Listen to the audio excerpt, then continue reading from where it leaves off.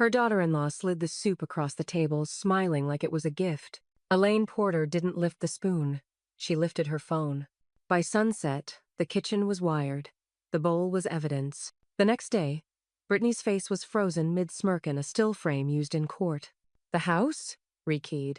The will? Rewritten. And when Brittany came back for what she thought was hers, she found a subpoena. Wait, before we go any further, I gotta ask, where are you watching from? Drop it in the comments, and don't forget to subscribe. Elaine Porter sat at the kitchen table, spine straight, eyes calm.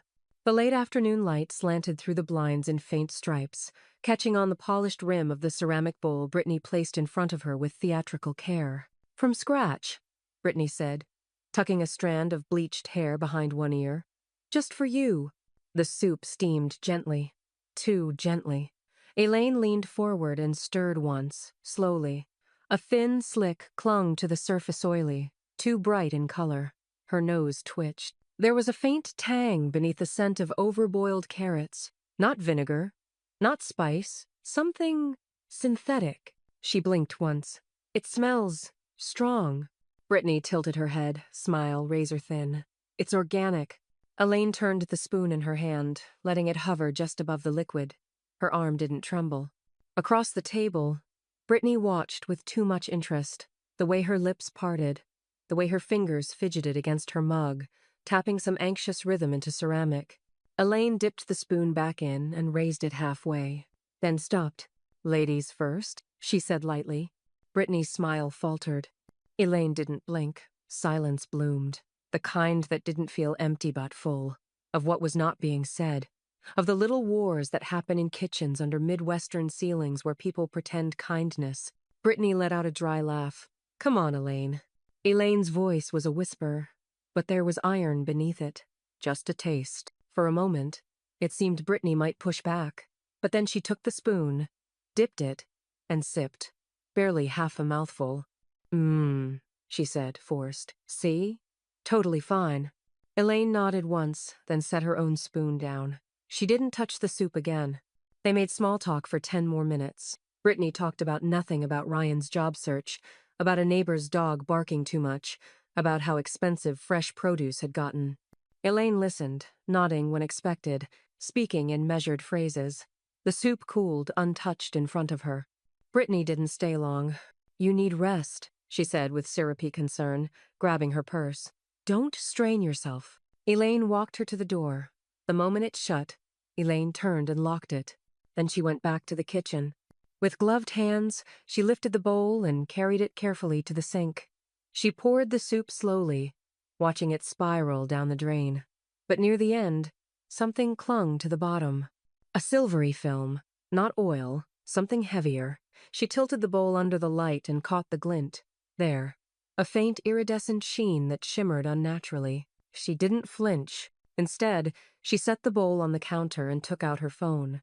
She adjusted the angle, waited for the light to hit just right, and snapped 3 photo stop down, side angle, close up. She took a video, too, swirling the last spoonful to show the residue shifting along the edge. Then she rinsed it all down the disposal, scrubbing her hands twice. The gloves went into a sealed Ziploc. That went into the freezer. Upstairs, the house was silent, safe, for now. She opened her planner, flipped past the recipe clippings, and wrote a single sentence in bold ink. Call Carla. First thing. She looked out the window, past the garden she used to tend before Brittany started helping more often. The flowers were still blooming, but someone else had chosen what grew. Not anymore. Her phone buzzed Ryan. One text. Brittany says you didn't like her soup? Elaine stared at the screen, unmoving. Then she tapped block.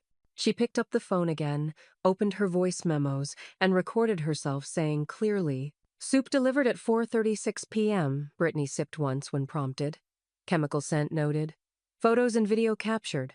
Possible poisoning attempt. She hit save, then turned off the kitchen lights and walked upstairs, every step deliberate. In her bedroom, she opened the safe behind her bookshelf.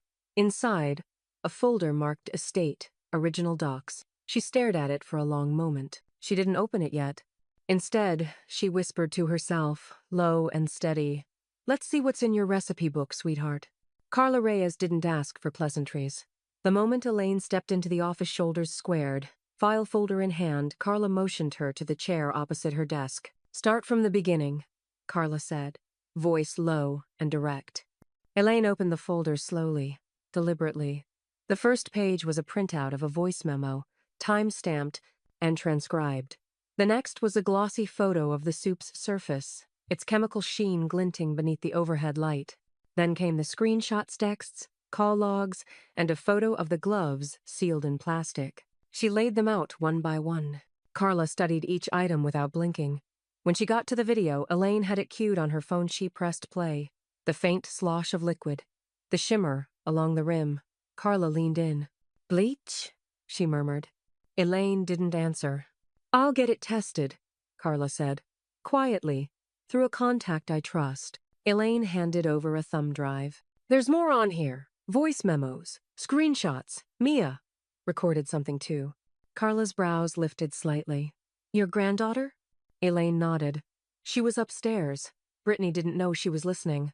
Carla slid the flash drive into her laptop. "We'll document everything. This kind of pattern isn't uncommon, but you're ahead of the curve. Most people wait too long." Elaine's voice was soft, but steady. "I waited long enough." A pause. Then Carla leaned back and clicked her pen once. "We go two directions, immediately. First, lock down the finances. We update your will, revoke power of attorney, change all access points. Second, we build the case. Intent, pattern, audio, video. We make it undeniable." Elaine opened her purse and pulled out a folded sheather original will. She'd already marked it in red ink. Names crossed out, margins annotated. "I want them gone," she said. "From everything." Carla's eyes didn't leave hers. "Good. Then let's make it legal." 40 minutes later, the paperwork was signed and notarized. Ryan and Brittany's names were no longer tethered to anything that belonged to Elena, not her house, her savings, or her afterlife. As Carla scanned the final signatures, there was a knock on the door. Lena stepped inside, coat still dusted with snow. "I waited out front," she said, eyes flicking to Elaine. "Didn't want to startle." Elaine's face softened. "Thank you for coming." Lena took a seat beside her. "Told you I'd help." Carla gave her a nod. "You're the neighbor?" "I'm the guard dog." Elaine chuckled, and for a breath, the tension eased. "I've got a nanny cam in my garage," Lena said. "Looks like a smoke detector. Can get it set up in under 15 minutes. Carla handed her a slip of paper. "Here's what it needs to capture to be admissible." Lena scanned it. "Easy." Elaine took a breath. A small one, but deeper than anything she'd let herself exhale in days. Her phone buzzed on the table. Ryan Porter. "Brittany says you didn't like her soup?" She stared at the text, thumb hovering over the screen. "Don't reply," Carla said without looking up. "I wasn't going to," Elaine said flatly.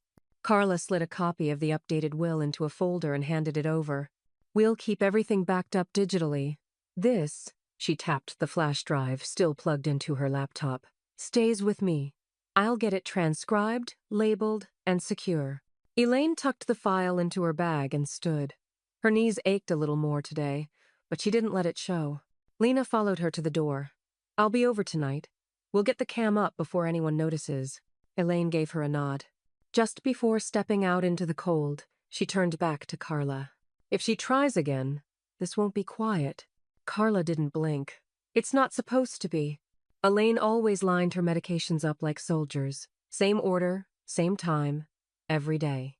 Blood pressure, first white oblong tablets in a standard amber bottle. She never needed to double check.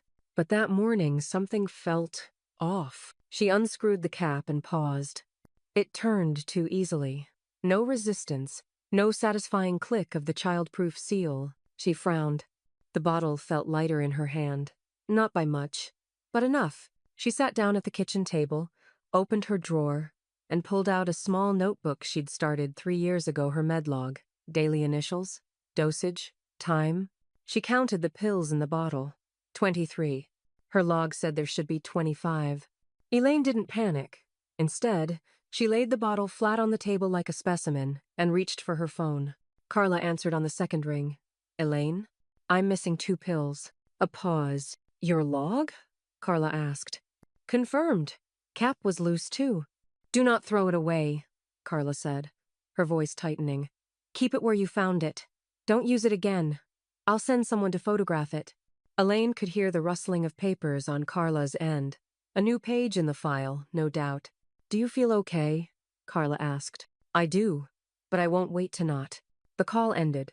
Elaine left the bottle untouched, sealed it in a sandwich bag, and scribbled the date and time across the label in Sharpie. By the time Lena arrived that afternoon, a storm had rolled in gray skies, cold wind biting at the shutters. She came in with a grocery bag and a second, smaller box tucked under her arm. Thought this might help. She pulled out a sleek pill organizer with a digital lock. Time release. You set the schedule. If someone tries to open it early, it logs the attempt. Elaine examined the device, nodded. Perfect. Lena held up the other box. Fridge cam, magnetic, pairs with your phone. Elaine arched an eyebrow. Fridge? You said she's been helping with groceries, Lena said. You'd be surprised how often the sabotage starts there. Elaine said nothing, but she placed the camera on the top shelf of the fridge that evening. Right next to the almond milk Brittany insisted she drink instead of whole. It faced the door, quiet and unseen. Later that night, after Lena left and the wind outside rattled the siding, Elaine settled into bed with her planner open on her lap. The familiar pages offered routine budget, grocery notes, doctor appointments, but something new caught her eye. A small, square post-it, tucked between pages. The handwriting was delicate, slightly slanted, purple ink. She's been saying weird things about your life insurance. Be careful. M. Elaine traced the edge of the note with her finger. Mia. Of course. She'd always been quiet, but never oblivious. Elaine peeled the note off gently and placed it in the inside flap of her planner behind the grocery coupons and emergency contacts. She didn't cry. She didn't get angry either. She got up. Downstairs, she retrieved a different folderone she hadn't opened in years. Inside were the original power of attorney documents. She'd made them back when Ryan first started helping with the bills, before Brittany came in like static on a clear channel. Elaine laid them out on the dining table. No red pen this time, just a highlighter. She circled every section that needed to change. By morning, she was at Carla's office again. You ready? Carla asked, eyeing the folder. Elaine slid it across the desk. No more chances. Carla didn't ask for explanation. She began drafting immediately. Elaine stood by the window, cordless phone pressed to her ear, voice wrapped in deliberate vulnerability. I've been thinking, she said softly. Maybe I was too harsh. I think I'm ready for another one of your homemade meals. Just no carrots this time. On the other end, Brittany's voice lifted with artificial warmth. Of course, Elaine. I'll make something really special this time. Elaine smiled faintly. Looking forward to it. She hung up and didn't move. Lena, crouched behind the counter with a toolkit, looked up. That was an Emmy-worthy performance. Elaine turned toward her, mask dropped. She won't resist the chance to gloat. Lena snapped the cover on the air sensor shut. It looked like a cheap wall clock, beige and forgettable. This thing will log chemical traces in the air every 10 seconds. I'll be able to pull the data to my phone. If she even waves a bottle of cleaner near the stove, we'll know. Elaine walked over and handed her a hidden key. Front door, just in case. Lena took it without a word. 2 days later, Ryan showed up first, lugging grocery bags and avoiding eye contact. Brittany followed 10 minutes later, makeup too perfect for a casual visit, smile sharp enough to slice a roast. We brought everything for the soup, she sang from the kitchen. Fresh stock, fresh herbs. You'll love it. Elaine sat at the table, cardigan draped loosely around her shoulders, eyes a little too sleepy, voice a little too soft. I'm just going to rest while you cook, she murmured. Meds made me foggy. Brittany's smile tightened. Of course, you do that. From the top of the stairs, Mia watched. Lena had given her the second bowl an identical ceramic twin to the one Brittany would use. While Brittany stirred something at the stove, Mia patted in quietly, said nothing, and switched the bowls. Her timing, surgical. Brittany never even turned. Elaine lay back on the couch, one eye cracked just enough to catch the moment Brittany placed the bowl on the table with the same grin she'd worn last time. The grin she used when pretending to help. Elaine didn't move. Brittany leaned closer. Smells amazing, she cooed. I hope your stomach's stronger today. Then she turned and walked back into the kitchen. Elaine waited until the door clicked. She sat up, pulled out the small vial Lena had slipped her earlier and used the dropper to extract a sample from the steaming surface. Clear container, snap-sealed, labeled with the date and time. She placed it in the insulated bag on the sideboard. Carla's courier would arrive in 20 minutes. She reset the bowl just as it had been. Outside, the wind howled across the porch. Inside, silence, except for the faint beep from the wall-mounted sensor. Lena had programmed it to chirp Ansa softly if it registered something unusual. Elaine glanced at it. Yellow light. Not normal. She leaned back again. Mia came downstairs an hour later with earbuds in, pretending to scroll her phone. She made eye contact with Elaine, gave the subtlest nod, and walked past Brittany without a word. As she reached the stairs again, Brittany called out with fake cheer. "I hope Grandma liked it." "She hasn't said," Mia replied, not looking back. Brittany made a face at the closing door. Then, under her breath but just loud enough for the ceiling-mounted cam Lena had installed the day before to catch, she muttered, "Bon appétit, bat." The email hit Carla's inbox at 8:12 a.m. sharp. Subject line, "Toxicology results, confirmed." She didn't wait. By 9 a.m., the formal elder endangerment complaint was logged with the Iowa Department of Human Services. Supporting evidence was encrypted, time-stamped, and cross-referenced. Photos, audio, sensor logs, forensic lab findings every pixel and byte, organized with surgical precision. At 10:42, Elaine stood in front of a camera at Carla's office. She wore a navy sweater, silver studs in her ears, hair combed into soft waves. But it was her eyes steady, unflinching, that carried the weight of the moment. "I am Elaine Porter," she said clearly. "Age 72, retired nutritionist, sole owner of my property. On date, I was served soup that tested positive for chemical cleaning agents. The person who delivered it was Brittany Porter, my daughter-in-law." She looked directly at the lens. This was not a mistake. It was not a joke. And it wasn't the first time. Carla stopped the recording after exactly 5 minutes. No retakes. Elaine nodded once and stood. "Now, we wait." They didn't wait long. By early afternoon, a black, unmarked sedan pulled into the Porter driveway. Brittany was in leggings and a sweatshirt, hair up, no makeup caught off guard. She opened the door with practiced warmth, clearly not recognizing the plain clothes badge clipped to the man's collar. "Brittany Porter?" "Yes. We're with Johnson County Adult Protective Services and the Sheriff's Department. We'd like to ask you a few questions about your recent interactions with your mother-in-law, Elaine Porter." Brittany's eyes flicked over both officers. "Is this a prank? We have video and audio evidence we'd like your statement on. May we come in?" She blinked fast, smiled, then laughed. "Wait, is this about the soup thing? Oh my God, Elaine is so dramatic. She always thinks everything smells weird. I used the wrong sponge when I cleaned the pot. It was a mix-up." The officers didn't laugh. One pulled out a phone and tapped the screen. A paused frame. Brittany's face, smirking. Captioned audio.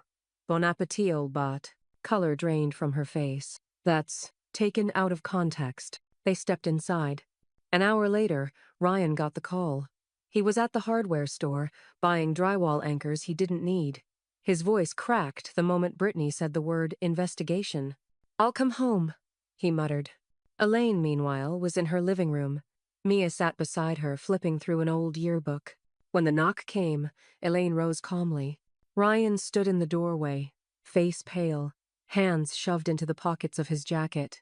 "She said they're twisting it," he began. "You know how Brittany talks. She jokes. People joke." Elaine didn't answer. "She said you're angry because we didn't ask before moving in." Mia appeared silently beside Elaine, holding her phone out. Video cued. Brittany's voice filled the hallway, unmistakable. "She thinks she's going to outlive me," the recording hissed. "Joke's on her. She doesn't even taste anything anymore." Ryan's shoulders slumped. "Where'd you get that?" Mia's voice was barely a whisper. "She said it on speaker. I was in the hallway." He looked at his daughter, then at his mother. "You're serious about this?" Elaine nodded. "It's attempted endangerment, Ryan. Not a bad meal, not a mistake. A crime." He didn't speak. She stepped closer, voice low. "If you stay with her, you sink with her. I won't save you twice." His mouth opened, then closed. No words came. Elaine shut the door. Inside, the house was quiet again. Elaine turned to Mia. You okay? Mia nodded slowly. You? Elaine gave a faint smile. Getting there. Elaine watched from the hallway window as the locksmith's van idled outside her home.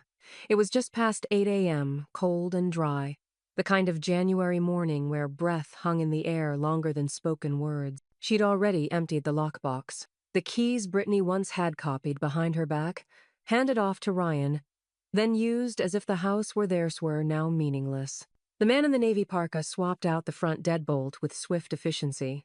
Want the back and basement doors done too? He asked. Elaine nodded. Every last one. By noon, every access point had been replaced, recoded, or reinforced. Garage opener reprogrammed. Alarm system reset. Wi-Fi name changed. Passwords rewritten. Even the spare key under the birdbath holdover from a more trusting life was gone. Inside, Lena set down 2 cardboard boxes on the coffee table.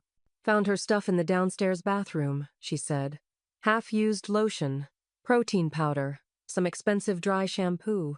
Elaine looked down at the labels. The presence of Brittany still clung to the house in small, perfumed echoes. She picked up one of the bottles and dropped it into the box like it was something rotting. I want it all gone. Lena didn't ask where to take it. Curb or burn? Elaine considered. Curb for now. Fire's too clean. Lena grinned. I'll take it out back. As the boxes disappeared through the door, Elaine sat at the dining table and opened her laptop. Her fingers typed with practiced certainty. Online banking, insurance portals, brokerage login. One by one, the locks fell into place. New passwords. 2-factor authentication. She called her utility company and revoked every user access tied to Ryan's email. Every trace of them digitally and physically was being wiped from her home like smoke cleared from a sealed room. Just before shutting down her email for the day, a message popped up. From Brittany Porter. Subject: Unbelievable. Body: You're ruining this family. You've lost your mind and let that lawyer fill your head with poison. Don't expect us to come running when you fall again. Elaine read it once, then typed back slowly. Subject: Response: I didn't ruin anything. I saved it from poison. Literal and otherwise. She hit send, then archived the thread. That evening, Mia knocked on Elaine's bedroom door with a soft tap. Can I put some stuff in your closet? She asked. Elaine turned, surprised. Of course, but why not your room? Mia hesitated, then shrugged. Just feels better up here. Elaine didn't press. She shifted aside a few old handbags and watched Mia gently place a duffel and 2 folded sweatshirts on the top shelf. Yours always smells like cedar, Mia said quietly. Elaine smiled. That's because I keep lavender sachets between the sweaters. Old habit. Mia smiled back, then lingered. You know, she said, not quite looking up. It's weird. I used to think this house belonged to all of us, but it didn't. Not really. Elaine nodded slowly. Now it does. To the right people. They stood there a moment, quiet. Then Elaine's phone buzzed. A private number. She let it ring, ignored it. Then a second buzz this time. A voicemail alert. She picked it up, tapped play. Brittany's voice, sharp and bitter, filled the air. You think you've won something? All you did was show your age. I could have helped you. We could have had it all in writing. But now? Now you get nothing but isolation. Elaine hit delete before it finished. Elaine sat perfectly upright on the caramel leather couch in Carla's office, legs crossed at the ankle, fingers laced tightly in her lap. Across from her, Dr. April Levin flipped the last page of her cognitive evaluation clipboard and looked up. No signs of cognitive decline, the doctor said calmly. Orientation, recall, executive functional, excellent. Elaine gave a small, proud nod. Good genes, better boundaries. Carla leaned against the edge of her desk, arms crossed. Will you provide the formal affidavit? Dr. Levin smiled faintly. Already emailed, signed and notarized. Elaine exhaled not relief, but confirmation. Another defense against the smear she knew was coming. Brittany's claiming diminished capacity? She asked. Carla gave a short nod. Classic maneuver. Weaponize age when abuse doesn't stick. Elaine shook her head once, lips pursed. She should have studied me more carefully. Carla opened a file folder, revealing a stack of printed statements. We're filing this affidavit with your existing case. It shows that any accusation of financial mismanagement or instability has no basis. But I also want to attach your financial records. Full transparency. Elaine pulled a second folder from her bag, neatly tabbed.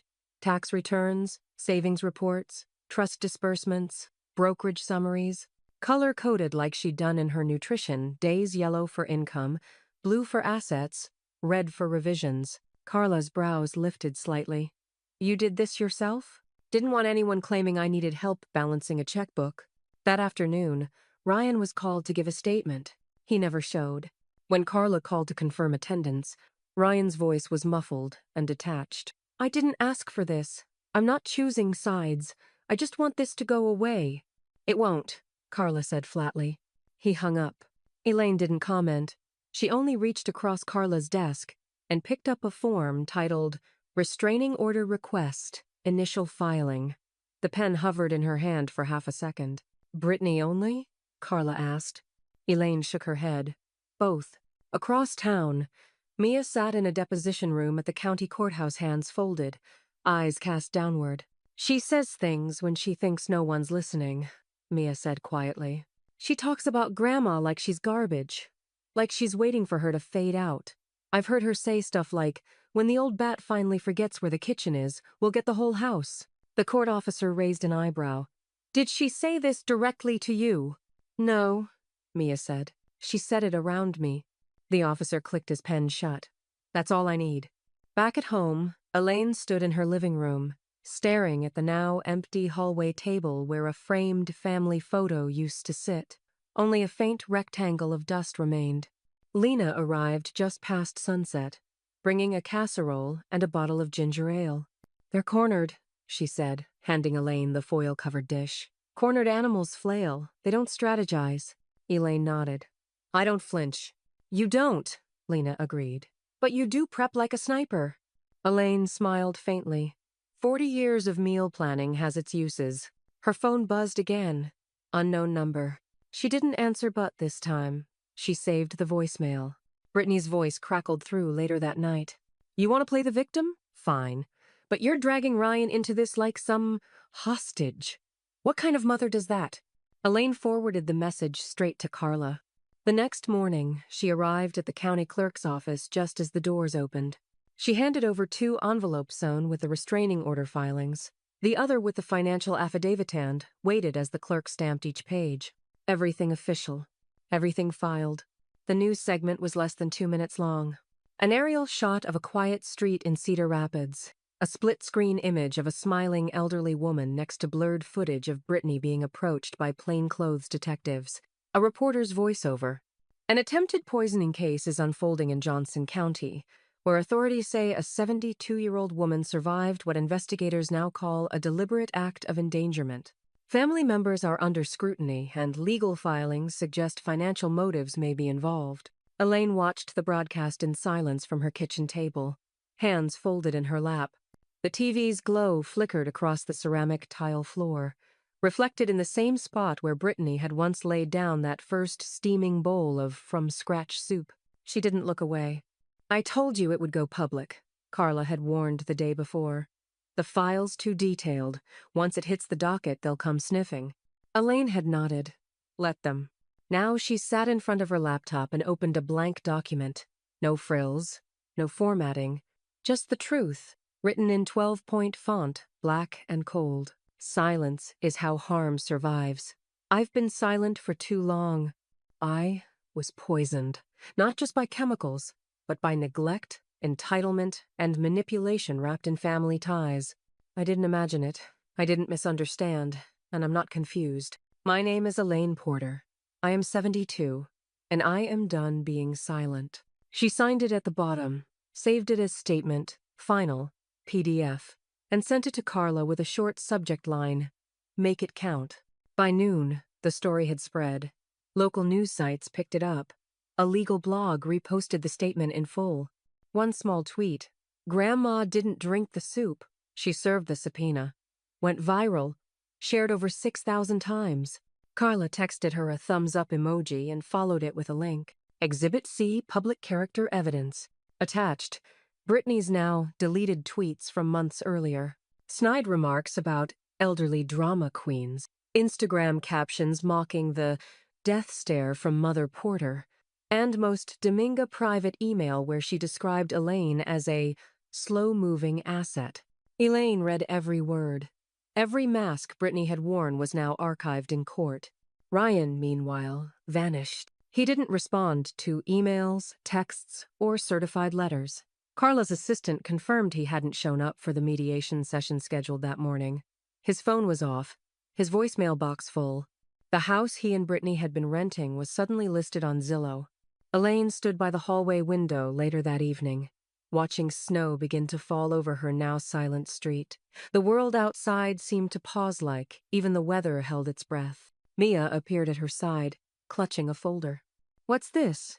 Elaine asked. "I got the school form signed for winter semester.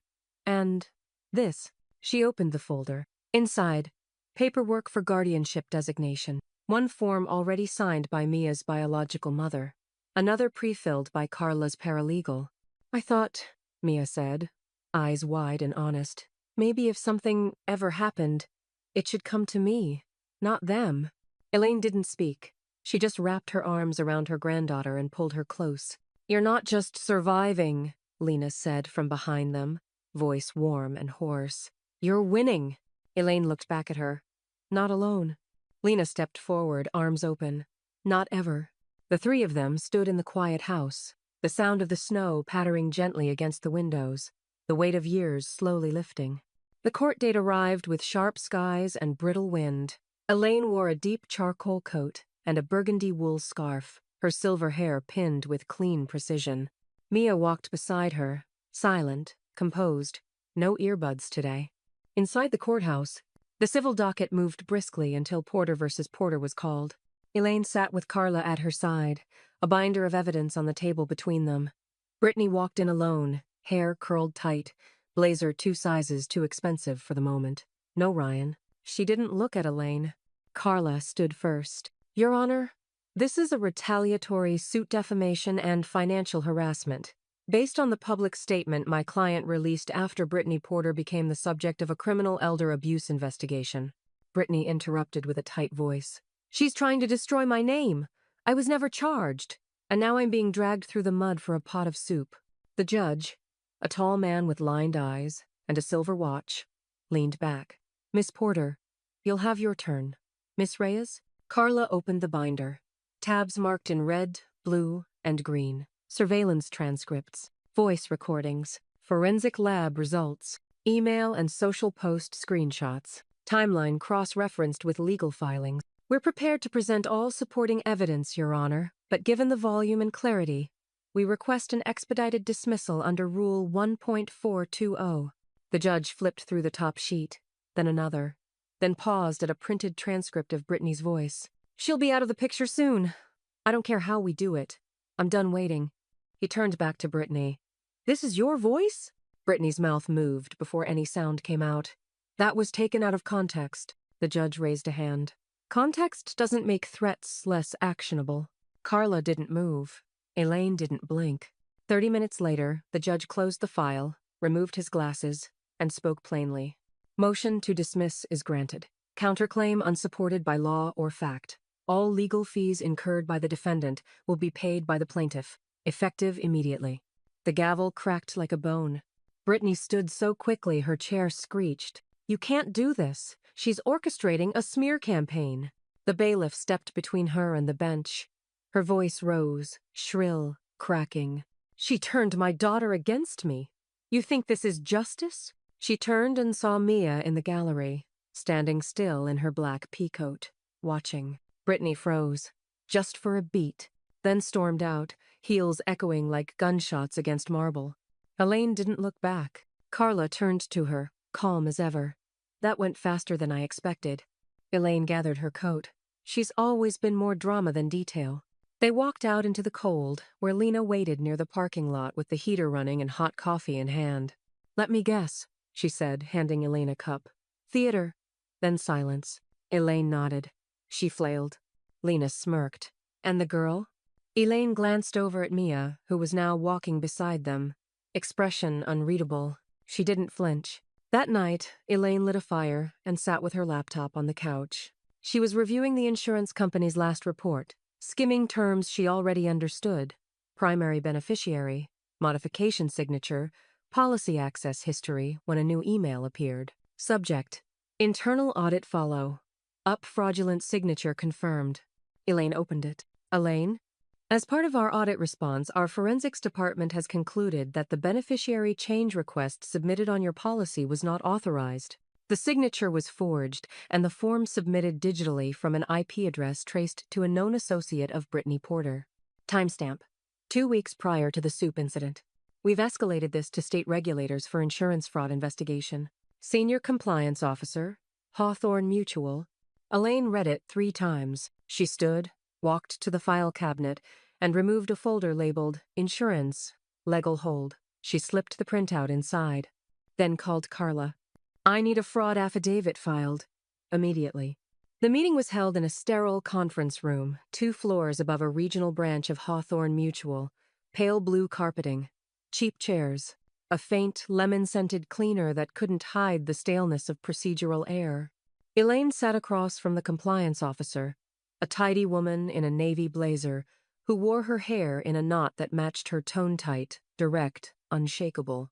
We've reviewed the metadata and the document trail, the officer said, sliding a laminated evidence sheet across the table. Your digital signature was fabricated using a lifted scan from a 2009 tax return. It was uploaded from an IP address linked to a tenant Wi-Fi at a property rented under your son's name. Elaine didn't flinch. And the change? Brittany Porter was named sole beneficiary of your policy. The change was submitted 15 days before your poisoning report. Elaine nodded. So? Motive documented. The officer gave a grim smile. It's now insurance fraud. Class D felony. We've frozen all claims and flagged her in the state system. Our legal division has already begun coordination with regulators. Elaine placed her pen gently on the table. You'll send copies of all findings to my attorney. They're already in her inbox. Outside, the Iowa wind pressed against the windows. A faint whistle echoed through the HVAC ducts. Elaine reached for her coat without looking back. By the time she arrived at Carla's office, the new draft of her estate plan was already waiting on the desk. I made the changes you requested, Carla said. All funds now flow directly into the trust you set up for Mia, contingent on her guardianship status and age. Elaine scanned the document line by line. Every word was deliberate, every clause unshakable. No one else gets access? She asked. Carla shook her head. Not a cent. Elaine signed without hesitation.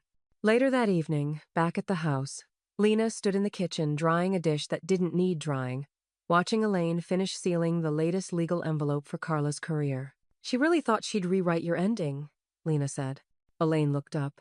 She tried to script my exit before I'd even said my final line. Lena smirked. If she wanted your ending, she just wrote her own. From the living room, Mia called out, Can I come in? Elaine turned. Of course, honey. Mia walked in, holding a large manila envelope, her school project on women-in-law. She placed it gently on the table, then looked up. I read everything, she said quietly. The emails, the court stuff, the policy report. Elaine studied her, unsure of what the girl would say next. I'll never forget what she tried to do, Mia continued, her voice tight but clear. Or what you did instead. Elaine stood, crossed the space between them, and pulled her into a quiet embrace. No fanfare, just warmth and safety, and the sense that some lines in a family don't break, they redraw. Outside, the snow had started again, gentle, quiet, like a reset. Mia pulled back and gave a faint smile. Also, I started keeping all her texts, just in case. Elaine blinked. You still talk to her? Mia looked away. Sometimes she finds a way to message me. New numbers, weird emails. She says she just wants to explain. Elaine nodded slowly. Let Carla know. We add that to the file. The warmth of the room returned, but under it, a faint ripple of unease. Brittany was still trying to reach the only person she hadn't completely lost. The courthouse was packed. Local reporters lined the benches along the back wall, pens poised, eyes sharp. Elaine sat near the front beside Carla, her posture tall and measured, hands resting loosely over a notepad she had no intention of using. On the other side of the courtroom, Brittany hunched beside a defense attorney whose posture screamed damage control. There were no cameras, just eyes, and silence so thick it pressed against the glass-paneled doors. "All rise," the bailiff intoned. The judge entered without glancing at either side. His robe was crisp, his expression unreadable. Case 504, J. the State of Iowa versus Brittany Elaine Porter. Elaine didn't blink at the use of Brittany's full name. She stared straight ahead. The prosecutor stood. "Your Honor, we've reached a plea agreement." The judge looked toward the defense table. "Miss Porter?" Brittany's voice cracked when she spoke. "I plead no contest to the charges of reckless endangerment, attempted fraud, and unauthorized use of protected medical and financial information." Elaine closed her eyes briefly. 1 beat. 2. The judge read from the file. "Defendant will accept 12 months of probation, court-ordered psychological counseling, full restitution of legal costs, and the entry of a permanent restraining order on behalf of Elaine Porter and Mia Alston." He lowered the paper. "Is that understood?" Brittany nodded mutely. "Very well. Let the record reflect the plea agreement has been accepted. The sentence stands." Then, the judge looked directly at Elaine.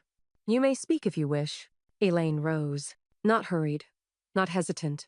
"I came into this courtroom to protect what was mine," she said, voice clear but low. "My name, my health, my legacy. I never asked to be pitied. I asked to be believed." She glanced briefly toward Brittany just long enough to make it known. "I lived in silence longer than anyone should. But silence is a choice. So is harm. And today, this courtroom chose clarity." She nodded once and sat back down.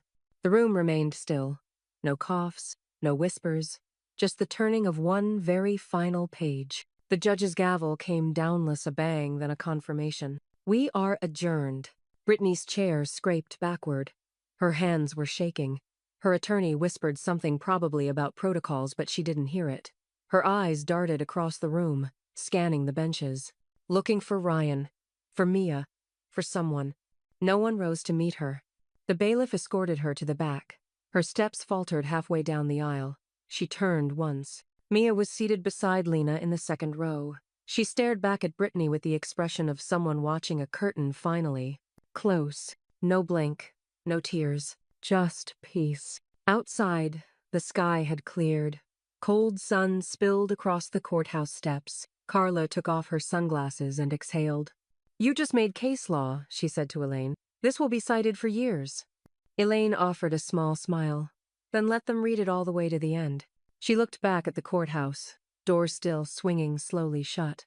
"I want people to know it's never too late to lock the door, or open your mouth." Carla nodded. "And you did both?" Lena approached with the car keys and Mia in tow. "Told you," she said. "You don't need fire when you have facts." Elaine touched Mia's hand as they walked. "You okay?" Mia didn't answer right away. Then, "She looked for me in that room, but I didn't move." "You didn't need to," Elaine said. "You already left." The envelope arrived by certified mail, cream-colored with a blue security stripe and a return address stamped in bold, Johnson County Recorder's Office. Elaine didn't open it right away. She placed it gently on the table and made herself a cup of black tea. No honey, no lemon, just heat and clarity. When she finally slid the letter opener under the flap and pulled out the folded document, her fingers didn't shake. Deed of ownership. Elaine Porter, sole owner. Parcel number 171, CO 139, Cedar Rapids, Iowa. No footnotes, no cosigners, no inherited complications. She stared at the ink until it felt real, until the name on the page and the woman holding it felt like the same person again. Mia appeared behind her, barefoot, hoodie sleeves pulled over her palms. "Is that it?" Elaine held it out, wordlessly. Mia read it twice, then grinned. "Your house, fully yours." Elaine nodded once, finally. Later that afternoon, she pulled the old deed from the drawer beneath the hallway hutch. The one Brittany had insisted they filed jointly for tax efficiency. Her name was printed there too, in all caps Brittany Elaine Porter. Elaine grabbed a black pen. Thick, slow strokes carved Brittany's name into oblivion. One long line, a second, cleaner one beneath it. Then she framed it, hung it in the hallway where the old family portrait used to sit. History matters, she said to Mia, especially when it's rewritten. Together, they moved through the house with measured purpose. Gone were the sterile beige curtains Brittany had picked, out replaced with warm ochre linen. Gone were the cheap mirrors and glossy faux modern vases, replaced by mismatched ceramics and old quilts. The air smelled like lemon balm and floor polish. It smelled lived in again. The last to go were the dishes every single plate, bowl, and mug Brittany had ever brought into the house. Mia dropped them into cardboard boxes marked donate. Elaine didn't blink. I don't even remember her ever cooking, Mia said. She just plated things. Elaine smiled faintly. She always wanted the credit without the cleanup. At dusk, Lena arrived with a bottle of champagne in one hand and a bag of frozen croissants in the other. Baked goods, she said. Because nothing says power like carbs and bubbles. Elaine laughed. Come in. They toasted in the Kitcheno ceremony, just ease. Lena poured 3 mismatched glasses, bubbles rising like punctuation. 2 endings, she said. To clean kitchens, Mia added. Elaine raised her glass last. Her voice was quiet but firm. To the kitchen, where I make the soup now. They clinked gently. The champagne tasted dry and a little bitter. It was perfect. They sat around the kitchen table for hours talking about everything but the trial.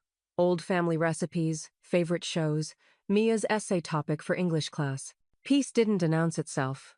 It just settled in, soft and certain. By the time Mia went to bed, the house felt changed, not cleansed claimed. Elaine lingered by the window, staring out into the moonlit yard. The birdbath glinted faintly in the corner. The garden soil slept beneath a thin frost. You really going to hang that deed on the wall? Lena asked, nodding toward the framed paper with Brittany's name struck through like a crime scene redaction. Elaine smiled. It's not about spite. It's about proof. She turned, took a final sip of champagne, and set the glass in the sink. But maybe a little spite. The segment aired on a Tuesday morning. Elaine sat stiffly on the edge of the floral armchair Lena had helped her reupholster. A camera crew from KCRG had arrived 20 minutes early, polite and efficient, setting up in her sunlit living room. The anchor, a young woman with clean diction and soft eyes, had told Elaine gently, just speak the truth. The rest edits itself. She had. And now, it was everywhere. The chyron read, Cedar Rapids woman survives poisoning and speaks out. A montage rolled. Elaine walking through her garden in a navy coat. A wide shot of her framed deed hanging in the hallway. A close-up of the framed court order. Then a tight shot of her face calm, resolute. I wasn't confused. I wasn't fragile. I was targeted, and I didn't stay quiet.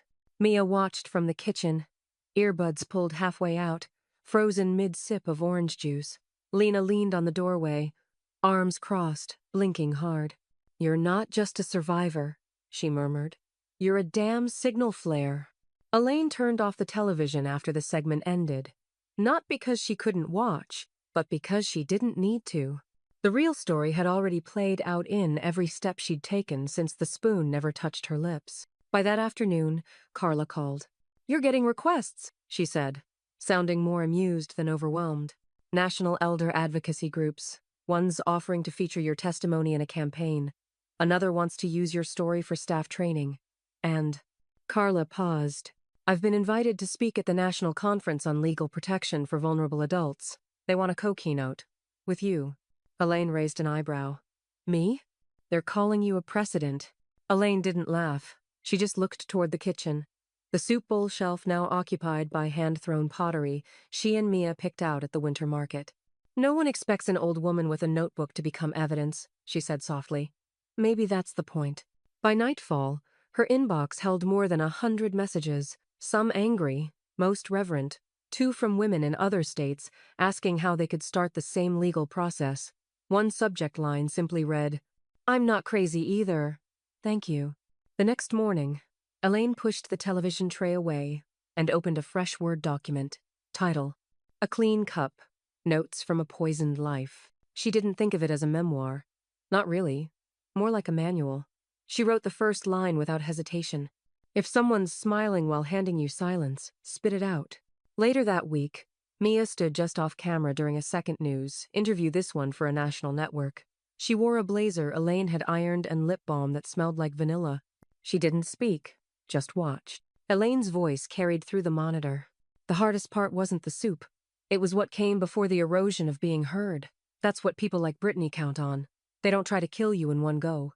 They wear you down until you don't believe what you see, until you stop trusting your own breath. The interviewer asked her what she wanted most, now that it was all over. Elaine didn't hesitate. For it to not end with me. That night, Lena brought over dinner actual soup. This time, garlic and wild rice, warm and rich. They ate on the porch, wrapped in blankets, the fire pit crackling at their feet. Now they know what we've known all along, Lena said between bites. Elaine didn't answer right away. She was watching the fire, expression thoughtful. You think people will actually change? She finally asked. Lena shrugged. Maybe not. But now they can't say they didn't know. The smell of rosemary and roasted garlic filled the kitchen, thick and earthy. The windows were cracked just slightly to let out the steam, and the low hum of jazz played from a Bluetooth speaker tucked behind the spice rack. Elaine stood over the stove, apron tied neatly around her waist, wooden spoon in hand. This time, the soup was real. From scratch, nothing hidden. The broth simmered gently, onions, caramelized, slow and golden, carrots sliced at a soft diagonal, celery so fresh it still held morning dew when she'd chopped it, chicken pulled by hand, tender and precise. Fresh thyme, bay leaf, a dash of lemon for lift. No shortcuts, no deceit, just warmth. Mia set the table in the next roomcloth napkins, stemmed glasses, and mismatched plates they'd scavenged together from antique stores and flea markets, each one carrying a tiny chip or story. Carla arrived first, coat slung over her arm, a pie in a bakery box balanced in the other hand. Smells better than my entire law school cafeteria ever did. You'll get real silverware tonight, Elaine said. No deposit slips and stale vending machine soup. They both laughed. Carla set the pie down and slipped into the kitchen to steal a sample from the pot. She didn't ask permission. Lena followed 10 minutes later, cheeks pink from the cold, a bottle of wine under one arm and a loaf of fresh sourdough tucked into the other. Bread, she declared, in case the soup goes existential. Elaine waved her in. You're late. We almost started philosophizing without you. By the time the soup hit the bowls, steaming and golden, dotted with fresh parsley, they were all gathered at the table. The lights were dim but not dark, just enough to make the room feel full, lived in. Mia leaned over her bowl and took a deep breath. It smells like real food, she said. Not fear. The others paused. Then Carla chuckled softly. That might be the best compliment a cook can get. Elaine sat at the head of the table, her hands folded for a moment before reaching for her glass. Let's eat. Spoons clinked gently. Conversation wandered Mia's writing project, a case Carla had just closed. The time Lena had gotten into a shouting match with a checkout clerk who tried to scan a watermelon as a cantaloupe. They laughed. Elaine didn't rush. She wasn't watching the door. She wasn't thinking about what had been stolen, only what she had reclaimed. At one point, Lena leaned closer and narrowed her eyes. Is that necklace new? Elaine touched the delicate silver chain at her collarbone, a single charma tiny soup spoon, no bigger than her thumb. Restitution check cleared last week, she said. I figured I'd wear the reminder. Of what? Mia asked. Elaine smiled. That I don't need to borrow power. I make it now. They toasted again, no speech this time. Just glasses raised and clinked gently above chipped porcelain and real soup. There were no reporters, no judge, no court docket, no transcripts, just 4 women, 4 chairs, and a table that now held stories instead of silence. Later, as the dishes soaked and candles burned low, Elaine stepped outside for a moment. The night was crisp. The porch light cast a soft arc across the snow-dusted yard. Somewhere down the block, wind chimes played. She turned as the door creaked open behind her. Mia leaned out, holding 2 mugs of cider. You okay? Elaine took the mug. Warmth curled around her fingers. I'm not angry anymore, she said quietly. That surprises me. Mia sat beside her on the porch swing. Me too. They rocked gently in silence, the creak of the chain a soft metronome. Elaine's necklace glinted in the porch light. I used to think peace was quiet, Elaine said. But it's not. It's choice. It's showing up with the spoon in your hand. Mia nodded, then glanced toward the house. You know, the fire's almost out. Want me to add a log? Elaine looked through the window. Inside, Lena and Carla were laughing over pie, the room golden and alive. No, Elaine said. Let it burn down. We don't need heat tonight. Just the light. The papers were signed before noon. Elaine held the folder in her lap as Carla reviewed the last signatures, her glasses perched low, lips silently counting off initials and notarized stamps. That's it, Carla said finally, clicking her pen closed. The estate now transfers in full. Title, trust, bank accounts, life policy.